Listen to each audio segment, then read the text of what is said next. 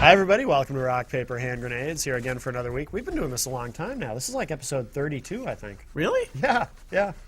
So I'm Matt Connerton, and of course, this is the Honorable New Hampshire State Rep Gary Hopper, Gary S. Hopper. Oh, this one doesn't have the S. It doesn't have the S? You have more than one pin, apparently. This one just says Gary Hopper. What a ripoff. Wow. You should They ripped me off. Is that like a new pin? Did they give out new ones or something and they forgot the S? They can't afford to put the damn S in there? That's just ridiculous. That is ridiculous. I mean, I believe, I know this legislature's cut back on a lot of spending, but, when you lose the damn S between your two names, how am I supposed to remember? Times are tough, I guess, Things are tight. Anyway, Matt, tonight we're joined by Representative Lynn Blankenbecker and also what is Commander Blankenbecker. Yes. So which comes first? Is it Representative Commander Oh gosh. or the Commander I think Representative? I think they're separate. Some days I'm a representative and some days I'm a commander. Why the blank? Does your name actually have a swear in it? Sorry. Yes, actually, it does. Well, if we're on TV, you can't swear, so I didn't know if maybe. Right, Okay. So we'll discuss what we had in the legislature today. Let's see. We had one bill that people might find interesting was to make illegal roadblocks. The roadblocks the cops set up for sobriety checkpoints. Mm-hmm. And they say they're for sobriety checkpoints, but what they really do is they kind of look in your car and see if they see anything that they need to pull you over for and things like that. There's a little bit more to it than that. And Lynn and I were on opposite sides. I can't believe you disagree with me on anything. I voted because, and it's not used that way now. Okay? I understand that it's not used that way now, and I know right now it's currently used almost exclusively to try to get some of the drunks off the road, especially right around New Year's. Yeah. But in my mind, I just kept, seeing visions of, Nazi Germany where they'd have checkpoints and papers, please. And that kept going through my mind of how, fundamentally unconstitutional the idea is that they can stop you and just interrogate you, so to speak, and they don't, and without probable cause. Without probable cause is what you're saying. Yeah. Correct. Yeah. But Lynn, you voted the other way, so. I did. Well, actually, there were. So you're a communist? No, I'm not a communist. Okay. And I actually tend to be very pro-liberty, and generally I am very pro-liberty. And of course, most of the libertarians will believe that these sobriety checkpoints are anti-liberty. And I really wrestled with the decision. But what I ultimately turned on was, and I didn't find that they were unconstitutional. And the reason is because they get advertised. Everybody knows that the checkpoints are going to be set up. And the Supreme Court also upheld them too, didn't they? As long as they're advertised and people have notice of them and those sorts of things. Correct. So when I say unconstitutional, that's my feeling. Legally, I don't think that's the case. Right. And so, but I think that for some folks, if the checkpoint, if they just read about it in the paper or hear about that the sobriety checkpoints are going to be set up, that may be enough deterrent to keep them from ever getting on the road. And maybe that person would call a cab. And frankly, if you can get one intoxicated driver off the road or one, Is that really the case, though? I do believe so. No. Well, listen. No. If you, I'm kind of a numbers guy, all right. And I think we've said this on the show before. 36% of the fatalities last year in New Hampshire were the people were intoxicated, drinking, driving. 64%, therefore, were sober. So therefore, people who are sober drive actually worse than people who are drinking, and we should encourage people to drink and drive. I hadn't thought of it that way. Yeah. A lot of people haven't thought of it that way, Yeah, man, and that's yeah. why I get paid the big bucks as a legislator. Or at least before they drive, not maybe literally while driving. I mean, everyone's uptight about the texting while driving. Now you're introducing texting and drinking a beer while driving. You gotta do it in the right order, I think. So you're okay with texting and then drinking? And then driving, or driving and drinking, or maybe and drunk texting? or drunk texting while driving. I know you shouldn't drunk Facebook. No, that's very dangerous. No, drunk texting is too, for similar reasons, actually. Oh. So what else did we do today? And just for the record, I agree with Lynn, as we talked about. All right, yeah, I'm outnumbered again. Oh, speaking of outnumbered, I went to A lot of the viewers who have watched this show every week, which I think there's 4 of them. No, there's 5. One of There's the 5? one of the couples had a baby. Oh, Yeah. so they're probably watching against their will. Yes. But I had a bill in earlier that I introduced last year, and it was to allow teachers the option of teaching the flaws with evolution or any other scientific Yeah. theory. And there's one guy from Allsted that just, Bert Center, just kept attacking me. I mean, he attacked me, well, he insulted me, whatever, I didn't Sure. care. Yeah. But then he started attacking my Facebook account, like posting things, insulting things on Facebook, so I blocked him. And then he got somebody from California to attack me. Then after the hearing a few weeks ago, he wrote a nasty letter to the, I think the Keene Sentinel, and he posted something online about what a moron I was, and that he was a member of the not cynics, what did I say before? Skeptics. Society in New Hampshire, Okay. and all this stuff. So that the leader of the skeptics actually called me up and apologized. Really? Yeah, because he said we disagree, but we don't believe in attacking people. We believe in arguing and discussing ideas and Yeah. being skeptical, but that's okay. Yeah. Well, that's and good. and That's- so he invited me to so I went to their meeting, not their first meeting. The first meeting I went to was last Monday. It was actually quite fun. Really? Yeah. Yeah. Yeah. I was outnumbered again, but Right. That's cool. I'm usually outnumbered on this show. yes, that's the only reason I have guests, to make sure I outnumber Matt. That's right. What else? Except for tonight. Yes. The other one we had. Let's see. The other one that I thought was relatively interesting was most of the stuff we vote on is pretty uninteresting. I mean, like I think around 3 o'clock this afternoon, I was nodding off, and then I hear you get a roll call vote, and I didn't even know what I was going to vote on, so I went down and had a coffee after that. Yeah. The insurance coverage for contraception. That's been a hot topic. It's a wicked hot Yeah. topic. We had the whole. Oh yeah, we had people out front. People out front with signs. There was some good ones too, but basically, was it? Did you hate women? No. Support women. What else? What other signs did we see out there There today? were some. Pretty rude There were ones. some pretty raunchy signs out there. Yeah. I mean, Really? probably stuff I can't say on public television, actually. Yeah. Yeah. That people put on signs, which I don't know necessarily who to go there, but we do have freedom of assembly and freedom of speech, Yeah. and that's Yeah. what the First Amendment is all about. So, Yeah. if you choose to say hateful or ugly things, then Whatever. that's part of your protection, is you can say those things. I don't Right. know why folks choose to go down that path, but they do. Yeah. Yeah, they were. It was one of them said legislatures war on women, and I just kept thinking, if we're having a war with women, what do they have for guns? Well, some women have. I know, but like little, what? Well, like little pink I- pistols. Well, yeah. Well, I don't know.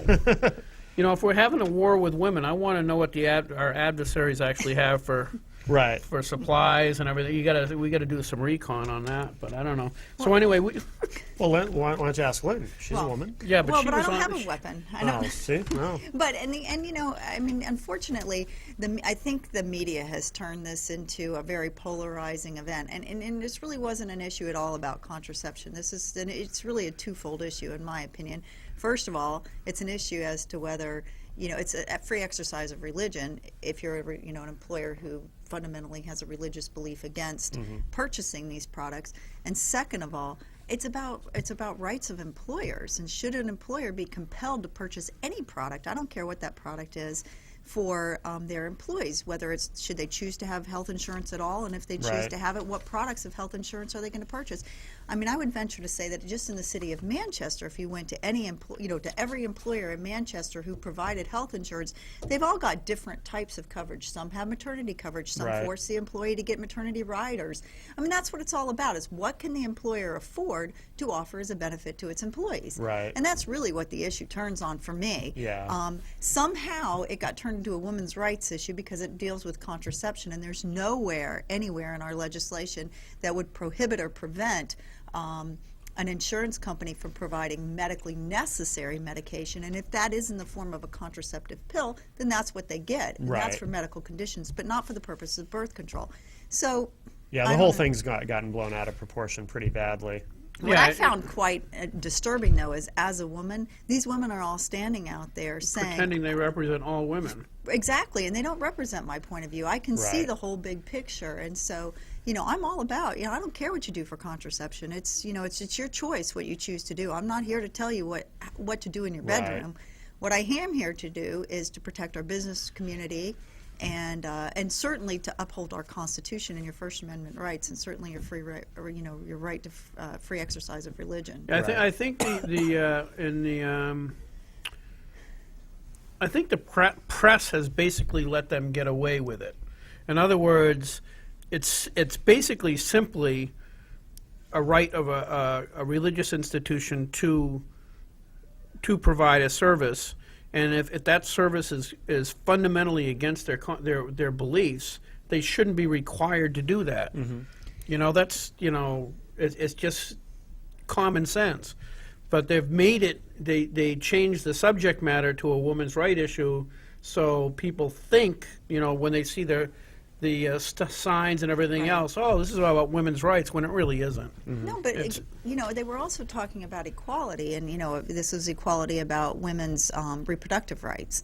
And if it's truly equal, then why aren't we compelling employers to purchase in vitro fertilization coverage so that women who want to get pregnant can have that option? Because right now, most employers do not provide that coverage. It's Right. $25,000 to $75,000 a pop to get pregnant for people who are having a difficult time. Some don't cover Viagra because that's an What? and That's so true. so if we're talking How do you about know? I mean, Oh, you were that's told. what some That's what you hear, a huh? That's what I friend of hear. mine told me that. Yeah, I have a friend who said I something had a friend, about it. yeah. So, Yeah. if we're going to be talking about equality, we need to make it equal across the board. And if we're going to offer, contraceptive services, then we should be offering fertility services as well, in my opinion, if we're going to go down that path. But again, I wouldn't vote for something like that either because I believe it's the employers know what they can afford to provide for benefits for their employees. Right. Yeah, Right. the other one we talked about today was Oh, careful.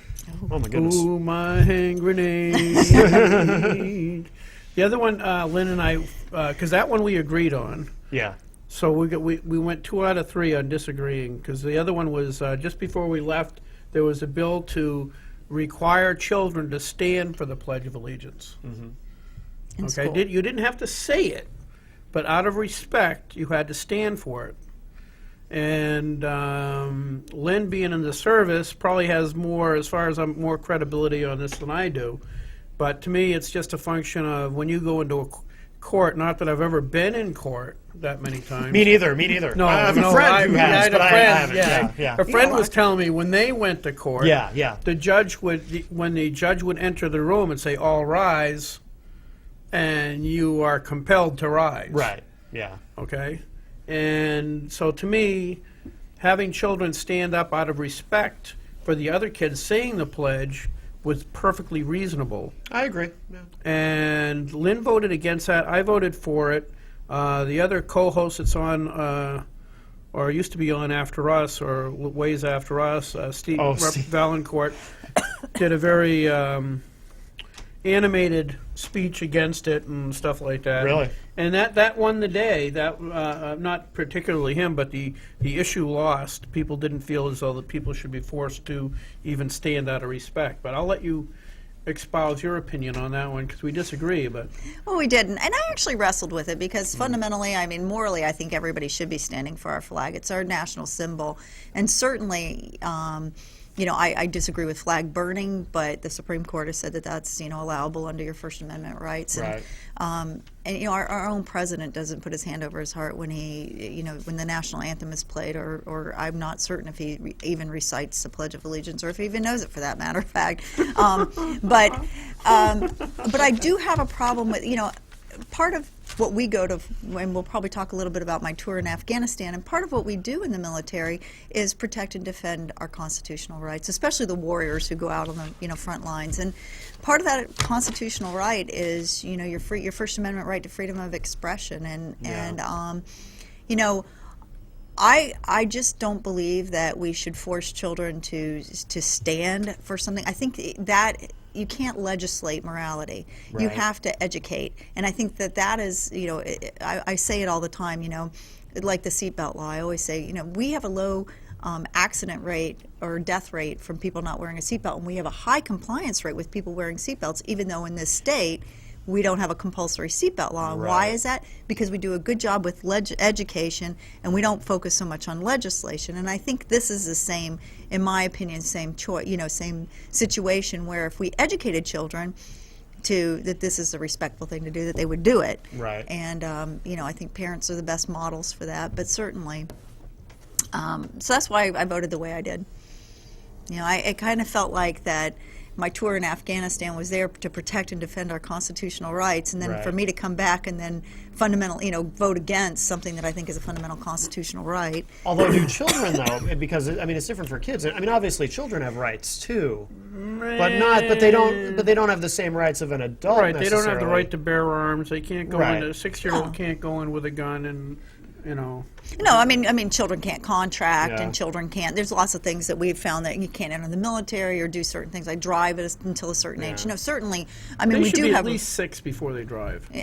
but certainly we And at have. least 7 before they can text and drink Yes, while driving. and while driving. Yeah. So certainly I do think that it's appropriate to have different rules for children, no doubt. But, I think what this did do is open the door for, children to be able to make choices that they morally or fundamentally disagree with or agree with. So, for example, in our health classes at school, my daughter, who was a product of public school here in New Hampshire, was forced to sit through health class. It was a requirement to graduate. Sure. And as part of that health class, she had to sit through all the lectures on abortion. Now, my daughter has her own opinion on abortion that we taught our family values at home. And I think in that instance, my daughter should have the right to be able to stand up without my permission and be able to leave and say, I don't need this abortion lecture today. Right, you should be able to opt out. Yeah. Or whatever the thing is that she feels like, if it's a discussion between creation and evolution, Yeah. should she be able to step out of those as part of her religious freedom? And I'm not saying that she would do either of those, but I think she would be mature enough and old enough to make that decision on her own. Sure. Same as standing or sitting for the flag. Yeah.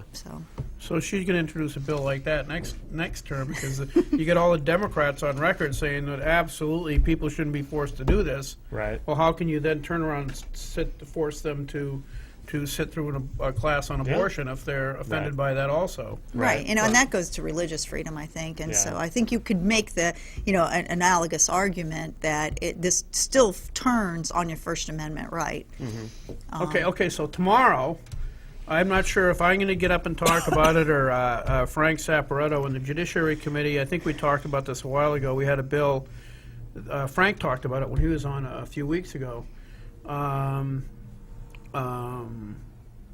to prevent, like if you have basically a catering service or a photography service, should you be compelled by the state to provide services to a couple, say, getting married, that you fundamentally disagree with that marriage? Oh, I don't think anybody should have to do anything. I mean, if you're a private citizen and a private employer, and you can do whatever you want. Right. I mean, I don't think you should be. I mean, I think Because right now, if you look, I think it was Arizona, a photographer, a gay couple came into this photographer in Arizona, and said that you want to do our wedding, and she says, no, I really can't. I'm a born again Christian. I really can't do that. And that person was sued and won, because it was bigotry. I don't know what you call it, but I got very confused though last week when DJ Betancourt was here, and you guys were talking about that because because leadership came out opposed to the bill. Okay. So that's leadership. DJ was on last week. Was that last week? Yeah, that Time was last flies when week. you have Yeah. fun. Yeah, DJ was on last week, and I asked him directly about that, because that's what we got on, and from the committee, we had somebody from leadership come in and say, leadership, and it was actually printed out, does not support this bill, and the bill was killed in committee.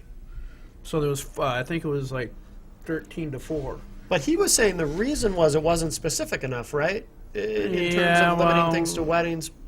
Because I initially, well, actually, when I first heard about this, I was mortified, and then I learned what it really was. or at least my understanding of what it really was it applied specifically to, like you said, to weddings. So if a wedding planner, or Right. someone who makes wedding cakes, Well, they can't be forced to do that for a gay wedding if they Let's disagree. go the opposite. Let's say if you were a photographer and you specialized in gay weddings. Right. Should you be forced to do a heterosexual wedding? I don't think so. Well, no. I mean, I think that just, it doesn't matter. I mean, what if somebody's a photographer and you bring your dog in and the person doesn't want to take pictures of dogs, and they say, Right. no, I don't take pictures of dogs. I mean, you Right. should have that freedom to be able to do whatever you want, or you've got some bizarre pet that Yeah. they should be able to make the choice as to whether they want to provide a service to a particular person or not, or an obnoxious person, or a Right. whatever. Well, no, if they're obnoxious, it wouldn't be a prejudice. You see, No, I know, but I mean, I think but I know what you mean. we talk about discrimination all the time, and unfortunately or fortunately, we are all discriminatory creatures. I like green cars. I'm probably always going to Right. buy a green car. I mean, I discriminate every Hate day. people who like green cars. I know, right? Yeah. See, so Green. you don't ever have to get in my car. But I'm probably not going to buy a blue car in a lot, Right. and I discriminate between the colors or the type of vehicle or Right. the whatever. We do that all the time, and Yeah. that's whether you call it discrimination or not. It is because we. Yeah. But where the concern, though, I think comes in for a lot of us, and this is where maybe my liberal side comes out a bit, but I don't want to see a situation where it's now legal to say, I'm not saying we'd necessarily go down this road, but we could, where now someone who owns a restaurant, if someone comes in who maybe he thinks is gay, he can say, well, we don't serve your kind here. We don't want to end up there, and that's my fear. And that was my fear when I originally first heard Right, about the right. bill. And then I thought it was more specific as it pertains to weddings, It is- because I it do is agree specific. with protecting religious freedom. But then when DJ was here, I got confused because then he made it sound like no, it was actually much more vague No, than that. not So really.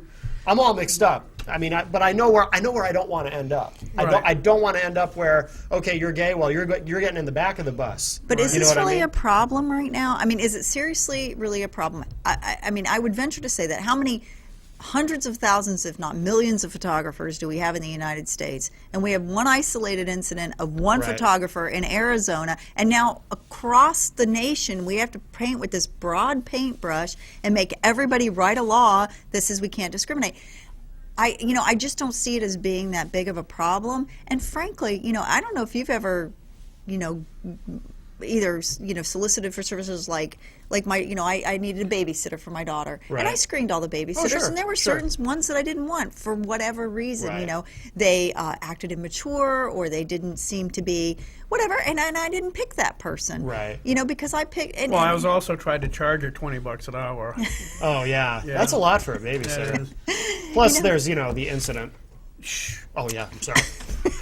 So, I don't She know. should have hung out there for a lot longer without the blood going to her I head. know. Anyway. Yeah. I don't know. It's really, I don't see it as being that big of an issue. And certainly, I feel sorry for the people who are, maybe have a photographer in mind and that person says they don't want to photograph their wedding. But then you have lots of other choices and you just move on and Right. you don't give that person their services. Right. You don't give them your money. You don't give them Yeah, if my main thing is, if somebody is that bigoted, let's say a photographer says, well, I don't do interracial marriage and I don't do this. Eventually, there's going to be letters to the editor. The guy's going to go out of business. Exactly. And that's Right. just It's the free market. Yeah, it's the free market, but That is somebody shouldn't be absolutely- penalized because they don't believe, that they're. But anyway, that's politics. So tell me about. Tell me, you're a nurse in our armed forces, and you have been since 86. 86. Obviously, you were like 10 years old then. Oh, God bless you. Yeah, see? No, we know I was at least 18 No, because I you don't can't know. Smooth. Yeah. Smooth. So you fought in Gulf War I. What was that like? I was a lot younger during that war, and it was a lot more exciting. I didn't have my daughter at the time, so there was sort of that thrill of going to a war. It was a very short-lived war. It was only a 100-hour war, and even though I was over there for about 9 months, it was a short-lived war with very low casualty count. And being a nurse, that's sort of the important thing to me. I thought it was a well-fought war from a nursing perspective. Not that I'm an intel officer or privy to any of that kind of stuff, but I thought it went really smoothly. It seemed like from the beginning of the evolution to the end of the evolution, they got us in and got us out, and it seemed like mission accomplished very quickly. So, with minimal loss of life, and so I. Well, on our side. Yes. Yeah, It was very hot in Kuwait. It was very, very hot. Yeah, tell them how hot it was. That was Oh, there were days it was like 130 degrees. Wow. You'd step outside, you could feel your skin literally burning. You could No feel it kidding. burning. And as women over there, talk about being oppressed and women's rights. As women over there, we and I was in a number of countries. I was in Saudi Arabia and Oman, and the part of Oman I was in was very southern Oman, and so that area was not very westernized. The women had to be fully covered all the time, so Yeah. we couldn't let any of our skins show. Did you wear a camo cover? Yes. Really? Well, when we were downtown, we had to wear the abaya, so it was black. Okay. But when we were on So base, freaking black on a hot day. Wow. believe it or not, that was pretty cool. It really was. It wasn't. I mean, you actually were more shaded, I think. Well, yeah, that makes Really? sense. Yeah. Yeah, but we had to have our full uniforms on underneath it, so it wasn't Wow. very comfortable for Yeah. us. Oh, jeez. I can't imagine how many people pass out doing that. Just Well, they acclimate us pretty well. I mean, they train us pretty well to get us acclimated for the heat. Yeah. Oh, really? They do. Like when back then, and even this current war, they were concerned about the potential for a biological or a nuclear weapon. Yeah, so you had to And practice with those suits, which Right. got to be brutal. all the chem gear. wow, So, yeah. you're in your full, our full, what they call Army Combat Uniform, our ACUs, and then your IBA, your body armor, and then your Kevlar. And then you had to put this whole charcoal-lined, very thick suit and a gas mask and rubber boots and rubber gloves on. So what they do is they'd have us train in that. You're like a giant condom. Yeah. Yeah. Pretty much. They would have us train in that in the heat. And so we Yeah. got kind of used to it, Yeah. sort of. Sort of. So you would fly into the theater on a C-150? Is that correct? C-130. 130. I got my numbers wrong. And then do they still call them MASH units? Oh, they call them in the Navy. They're called FSTs, forward surgical Trauma. forward surgical teams that worked in these forward surgical hospitals. The Army calls them caches, Combat Army. Now, you're surgical in the hospitals. Navy. I'm in the Navy. Okay, so why? I don't understand why is the Navy providing medical services to the Army? Why is that? Is it just because the ships are just offshore, so it's easy to just get them over there and take care of them on board the aircraft carrier, or why is that? No, we're all joint services now. So the philosophy of the military now is they pick the skill set and not necessarily the branch of service. So we're completely integrated. My hospital that I was working at in Afghanistan, we had Army, Navy, Air Force. We didn't have any Marine doctors, but we had Marines out in the field. Excuse me. Mostly because the Marine Corps doesn't really have medical folks. Those are all Navy officers that are attached to the Marines. Right. But Well, the Navy is the Marines is just an offshoot of the Navy anyway. right, unless you're talking to Representative Baldessaro, and then he'll tell you he'll differently. correct me. No, my dad was a jarhead. What did they? He said I think they called the Marines seagoing bellhops. Really? Right? Is that what the Marines are called? Seagoing bellhops? We don't And- call them that. No. At least not in the North Yeah. Corps. Yeah. No, I'll tell Al tomorrow that's what you said on the show. Well, maybe he'll watch the show. Yeah. Al's very intimidating. He intimidated what's his name there? The What was that? Oh, the Attorney General or oh yeah. He's so funny. he's a hot ticket. He's He great. is. So anyway, so you went in Gulf War I. Right, as an Air Force nurse. I was prior Air Force. Okay. Oh, your prior Air Force. Right, I did 6.5 years active duty as an Air Force Then you nurse. went to the Navy. Then I took an 8-year sabbatical where I was just in the IRR, and then I came back in because I had my daughter, and I Yeah. wanted to be a stay-home mom. And then when she was about 8, I was ready to do the military again part-time, so I joined the reserves. Okay, But the okay. Air Guard wasn't hiring, so I joined the Navy Reserves. Oh, I just okay. figured a nurse taking care of soldiers and sailors, that's really what I wanted to do. I didn't Right. care what uniform I wore to do it. And now that we're such joint services, it doesn't make really any matter. difference anyway. I wore an Army uniform the whole time I was over there. Okay, so you went into Iraq. For how long were you in Iraq? I was for the deployed in Second War? 2003 Yep. for Iraqi freedom, and I served for about 5 months for Okay. Iraqi freedom. And then, and there I was a surgical nurse. I just did OR, strictly OR. And then How heart wrenching is that? That's got to be freaking brutal. it was a lot harder this time because most of my patients were my daughter's age. You know, she's 19, 20 years old now. Right. And so most of my patients were exactly the age of the kids that were at my house a year and a half before at the prom party, and at the, you know, those were kids that I could really identify with this time around, and they were pretty young. And you know, I really felt I felt for their moms a lot. You know, Right. right. But the good news is we had a really good survival rate over there. Our new philosophy, which is very different from Desert Storm. Desert Storm, our lesson learned there was when Rumsfeld had polled the families, they wanted the family member to come home with a pulse so they could at least say goodbye. So we were trying to get everybody to Germany this time with a pulse so that their families could fly to Germany, meet them, and at least have an opportunity to say goodbye where their family member was still alive. So what we do now is we send all of our forces out with 4 tourniquets on, 1 on each limb, when they go out into the field, and they're Velcro, and we put them on, but we don't tighten them down. And when they go out to fight, or on patrol or whatever, if they're hit and they lose a limb, because that's how we lose most of our patients, and that's where most of the casualties came from in Vietnam, is they lost a limb and they bled to death out in the field. The medic could get right there and twist the tourniquet down without having to fumble and try to find it.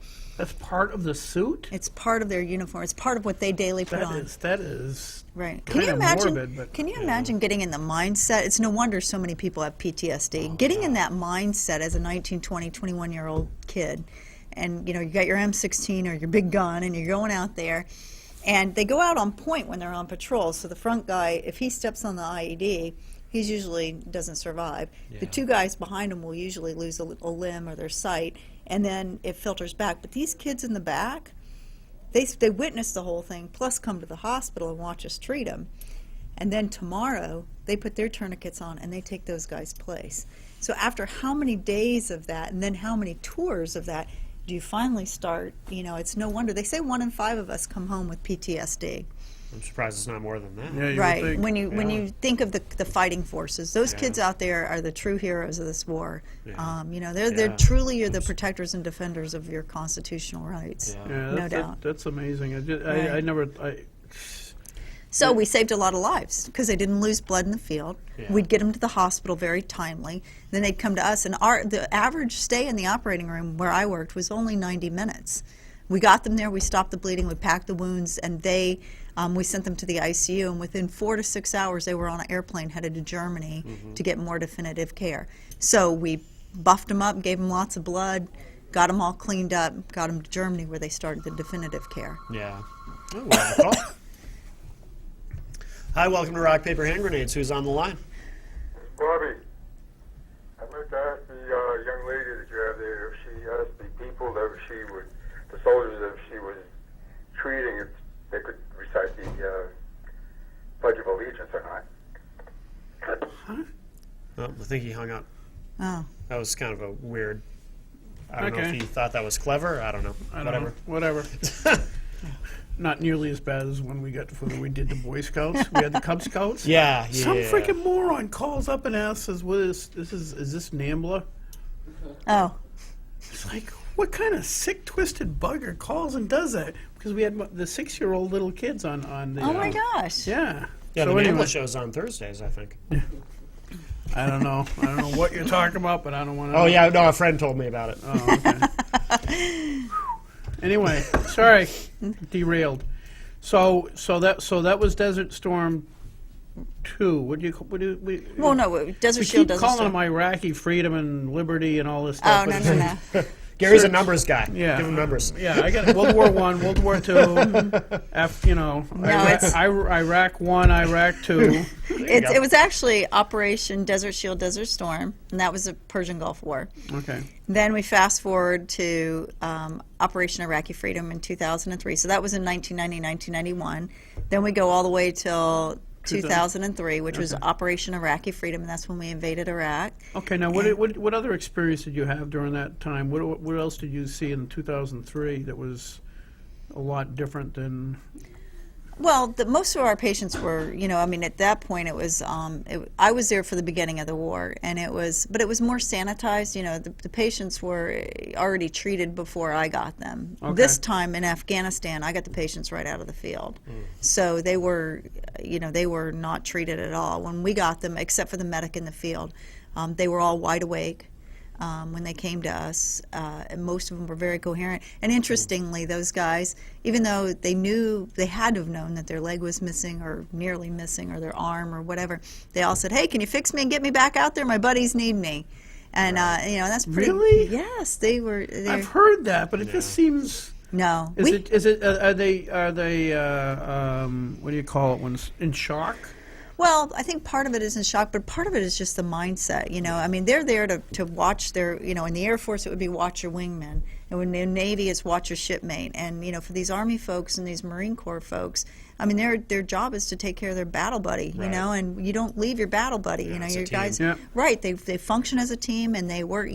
And it's a different class of people. It just really is. They're just I can't explain it. It's just different. Are they still as young as when you experienced in 2003? They're still the guys actually in Oh the yes, field? yes, they're very young, but we've been at the war in Afghanistan now 10 years. So some of our patients come to us with prosthetics. We're actually deploying people back out into Afghanistan with Wow. artificial legs or artificial arms because they've lost a limb during the war. They are that committed to wanting to go back. Yeah. They're no longer combatants. Okay. But they're there doing support Okay, roles. okay. They're protected on a FOB or on a forward operating base or on a military base. Like my base had 30,000 people on it, where I was at Kandahar Wow. Airfield. It was huge. Yeah, it's a city. Right. Any given time, it was almost as big as the city of Concord, but at any given time, we'd have about 3,000 to 5,000 Taliban on our base because we had a lot of contractors, and so it's really hard. We had a lot of Afghanistan folks that Now, worked how there. often would they provide problems for you, the Afghans, the Taliban? Well, we had... I know there's theoretically good Taliban and bad Taliban, because the Taliban, from what I understand, and you know more about it than I do, is basically, especially up on the mountains, you have basically tribes. Right. And some of those are Taliban tribes, and some might be friendly to us and some might not be. Is that? Well, in the hospital setting, and you got to remember, I'm a nurse. I'm not in intel or any of that sort of information gathering. But in our hospital, what we found was that a female couldn't come to our hospital without an escort. A female Afghan woman couldn't come to our hospital without an escort. So they go everywhere with a male. It's a very, very female. The females are very oppressed over there, comparatively speaking to our country. And so sometimes I think women were intentionally hurt and brought to the hospital with the escort because the escort was Taliban. And so that would get them into our hospital and onto our base.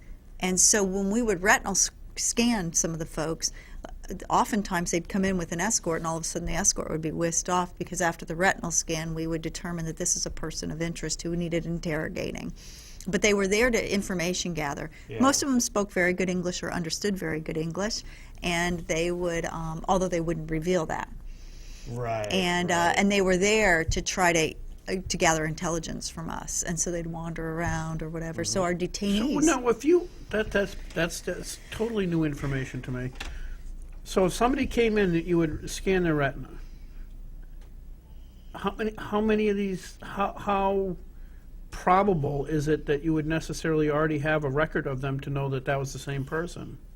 I'm not really sure how they got that information or how they knew who was a person of interest. I just know that when the patient came into the trauma bay and they came in with the escort and they retinal scanned the escort and the escort was gone, it was because they flunked the retinal scan and they were taken off to be evaluated further to find out what was going on. But that's how they got, so women would come into the hospital like that. And that wasn't every female patient. Sure. But women have very little value over there, especially female children. So often we didn't have very many female patients Yeah. for that reason. And then the children would come in with an escort. We tried to require an escort.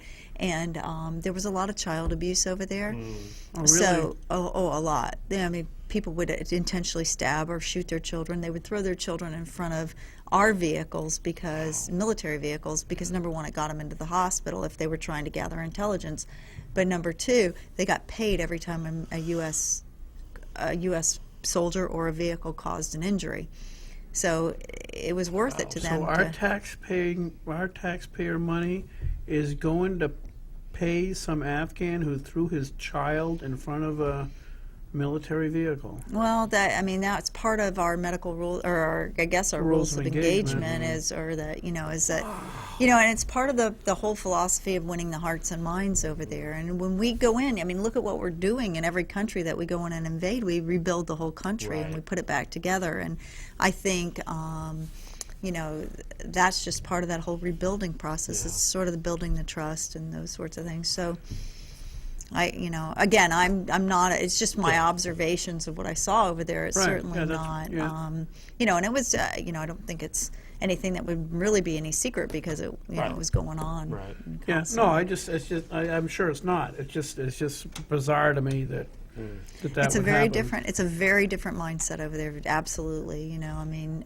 We would treat children, little girls who were injured, and if they had an injury where they lost a limb, especially the smaller children. And if their mother, especially if the mother was killed, they would take the child from the hospital and usually kill them shortly after they got outside the gate because those children, as females, were of no value to the society.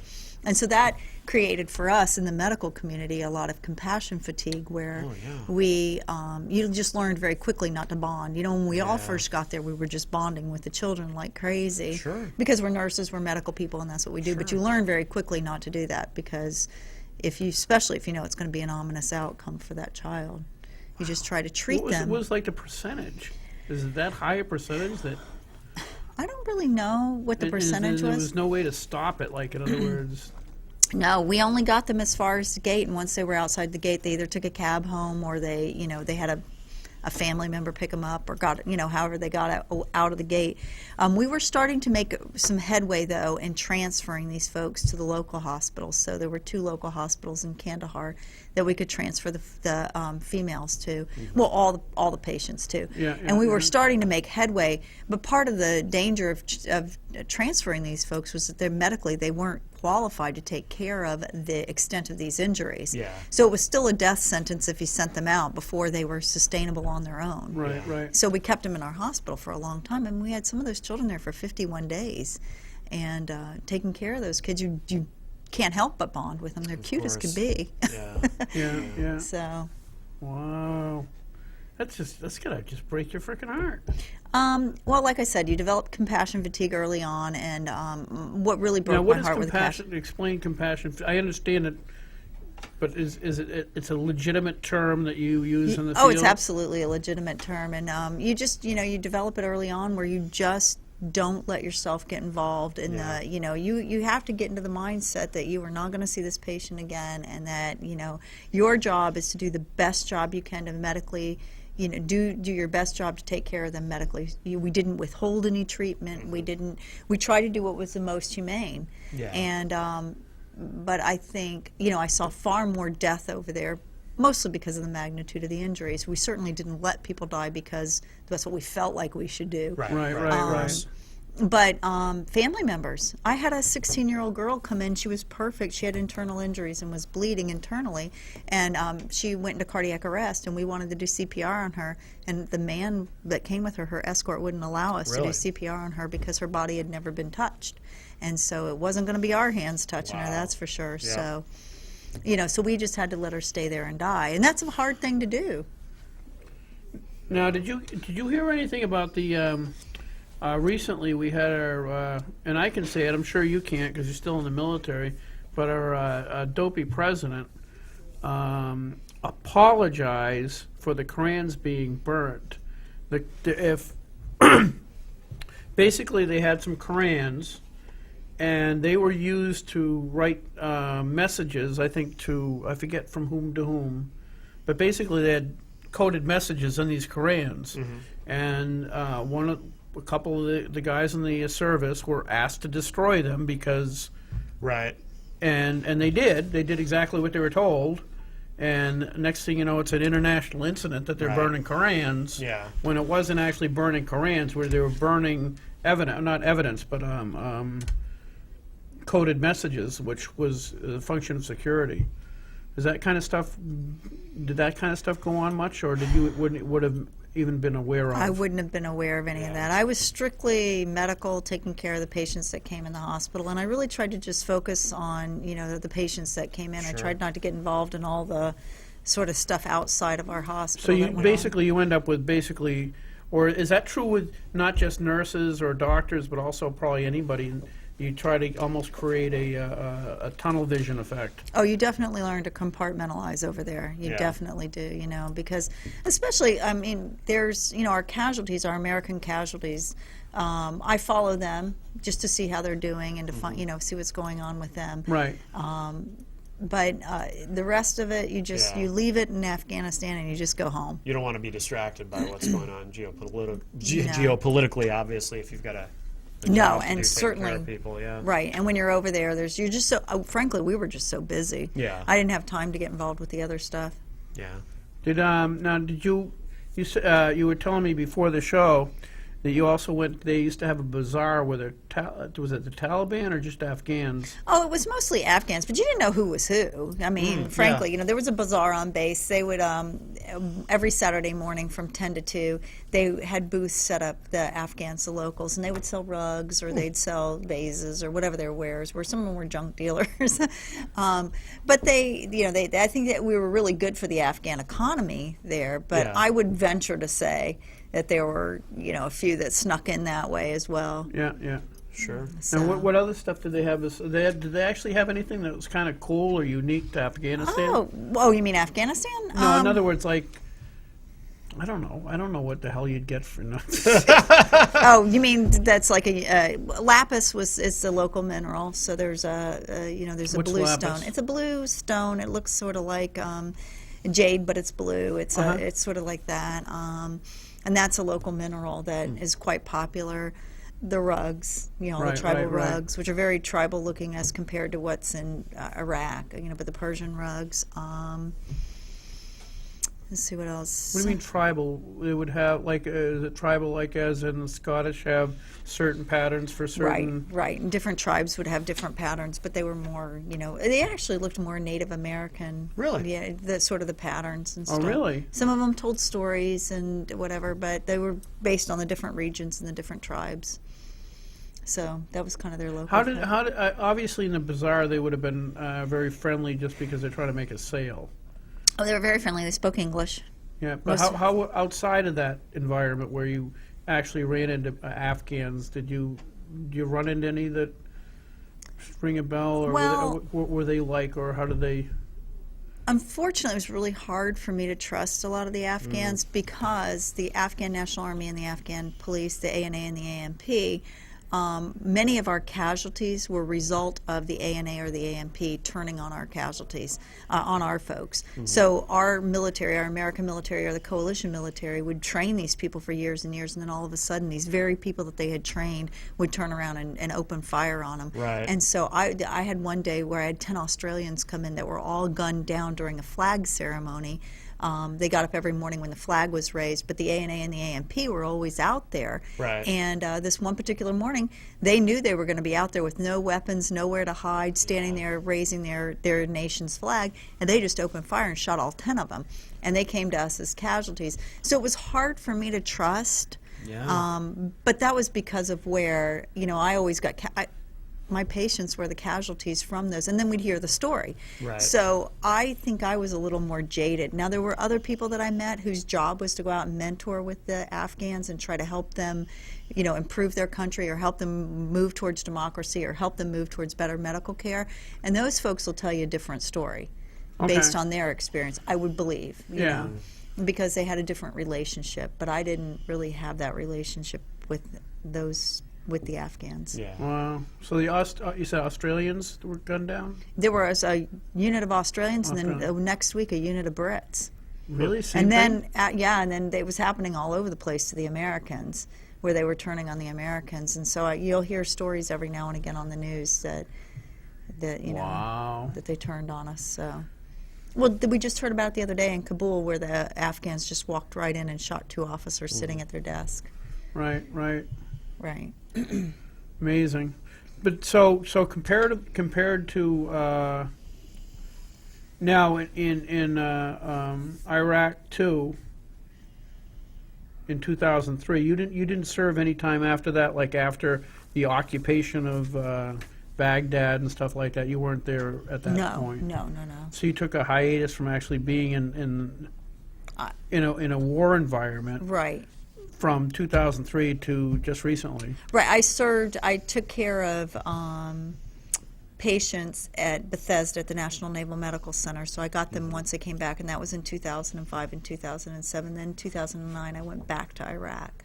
Oh, you And did? then Okay. yes. So. And how was it when you went back compared Well, to? I went back on vacation. Oh, Really? on vacation. I did. I went You back, and are I a actually glutton took for my daughter. punishment. You I took took your my daughter? to Iraq in 2009. Yes. Really? Yes. Wow. How many people can say that? They went on Yeah, I don't vacation know. to Iraq. I don't even know anybody who can afford to go on vacation. So. Well, it was you know the Iraqi people that I met that I knew, they said it was just such a morale booster for them for somebody to feel safe enough to be able to come to Yeah. Iraq. Oh, I can imagine, And, yeah. you know, 6 years later, and Yeah. feel like they could bring their child. And so, you know, I had a 17-person personal security detail that I had that was hired for me. Sure. It wasn't on the military at all. I didn't get in with the military. I didn't, Yeah. you know, I was there purely on vacation, but I had a personal security detail that went around with us. I had a translator, but I went down right into the red zone. I was right down in where, have you ever seen the pictures of the cross sabers, which Yeah, was yeah, yeah. Saddam Hussein's parade ground? Yeah. I took my daughter down there. There were two Wow. Iraqi police there. They let us hold their AK-47s, and they took us to the Tomb of the Unknown Soldier, which, by the way, was completely untouched, which I think is Really, a yeah. testament to how America fights. I mean, we knew that was a sort of a sacred place, the Tomb of the Yeah. Unknown Soldier, and it was Well, completely the tomb untouched. of An Iraqi. an unknown. Iraqi unknown soldier. right. Oh, okay. But we didn't destroy that at all. Yeah, It was yeah. completely intact. Right. It's amazing. You've been through a lot. You've seen a lot. Yeah. I traveled a little bit. Oh man. His life here must seem boring. No, actually, some days I'll tell you. Some days I think it's more of a war zone here Really? than it was Yeah. over there. Yeah, Well, that's Why? true. Just because you mean the legislature? not in the legislature so much, but you know, I think I certainly was treated with more dignity and more respect all the way Really? around over in Afghanistan than that you get treated as a legislator here. Yeah. Certainly by certain interest groups, and it's kind of sad, but. You know, I always go back to the same thing. I'm an American soldier or sailor, as this case may be, and I serve to protect and defend constitutional rights. And so if they want to assemble and say mean things and be hateful and hurtful and vile and ugly, that's their constitutional right. And what that tells me is America's okay. As long as they're still doing, I wish they would choose to be more productive in their dialogue. Yeah. But it lets me know that America's okay. It lets me Yeah. know that me and all those kids I took care of who lost legs, who lost arms, who lost their sight, and God forbid the ones who lost their lives, didn't do so in vain, because we still have our constitutional right to assemble and be ugly if we want. Yeah. So, see, Lynn and I'm not sure, one of us might be a Democrat because we're on the I was just thinking that. Because she voted for, remember last November, I lost my Right to chairmanship Right to because work, of yeah. Right to Work. Yeah. But you voted for Right to Work. Oh, I did vote for Right to Work, So yes. tell them, well, let's take this. Oh, okay, we'll have to do this quick. Yeah. Yeah. Hi, welcome to Rock Paper Hand Grenades. Who's on the line? Hey, guys, it's Alan. What's up? Hi, Alan. Well, I had a question. Lynn, do you think that the media portrays what's going on in Iraq truthfully? I mean, it seems like there's a lot of propaganda going on as far as what it's really like, and I've seen several documentaries where the film crew goes on their own, and you're made to believe. I mean, at certain spots, I mean, they're just vigilante. And in the documentary I saw, it seemed like there was markets set up, and it wasn't quite as bad in certain aspects. I know it's very bad, very bad in some spots. But and the other question I had is, do you find any resentment the fact that they don't really show, on a daily basis on the news right now? I mean, it's Fluffy the dog ran away and he came 4,000 miles back to his owner instead of, hey, we got boots on the ground in Iraq still. We got soldiers dying. We got to be quick, Alan. We're almost out of time. All right, I'll let all answered. Thanks, guys. Okay, thanks, Alan. Well, to answer the first part of his question, Is there a disconnect between the media and what you? when I was over there, what I saw when I was over there and what I see on TV at home is vastly different. Right. I don't think it's portrayed based on what I saw. But keep in mind, I was in a microcosm. I was in a Right. hospital at Kandahar Airfield, and so. But I know it's not being portrayed, and I don't think America quite has a handle on the scope of how many folks are coming back injured, Yeah. and the magnitude of those injuries. And then to answer the second part of his question about why isn't the media showing more back here? Oh, you actually understood a question in that second part. That was Yes. good. Yeah. I didn't get that one. Yeah, no, I don't think. I have mixed emotions about it because our guys that are recovering in their hospital beds, I don't know if it's good for their PTSD or bad for their PTSD. I mean, to go through to relive it on TV all the time. Yeah. So there's a part of me who thinks maybe it shouldn't be on TV, but yet I do think that America needs to see what's going on over there. I think there would be a different appreciation. Although I have to say that America as a whole, I can't go anywhere in my uniform that I'm not thanked and appreciated. That's good. And I gotta get a uniform. so yeah, Exactly, definitely. yes, If you want to get, people buy me drinks, people buy Really? me That's food, awesome. people, I mean, I have to say that the support has been overwhelming. So really Yeah, good, definitely. yeah. I gotta just buy a uniform just so I can get free food. That's right.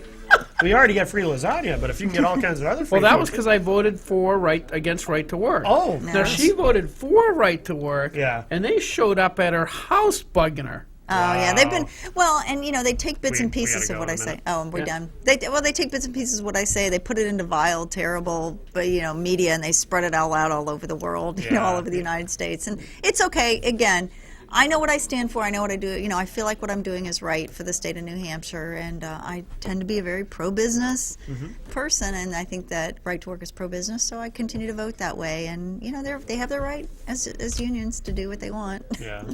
Lynn, thank you very much for your Thank you, service Gary. to our country Thank and you. for Thank you, being Lynn. a wonderful person. Matt. Okay. Anyway, thank you very much. Have Thanks, a good night. everybody. Thanks, Matt. Oh, Thanks, Gary. next week we should have Kevin Smith running for governor. So, Excellent. okay. All right. Hasta la vista.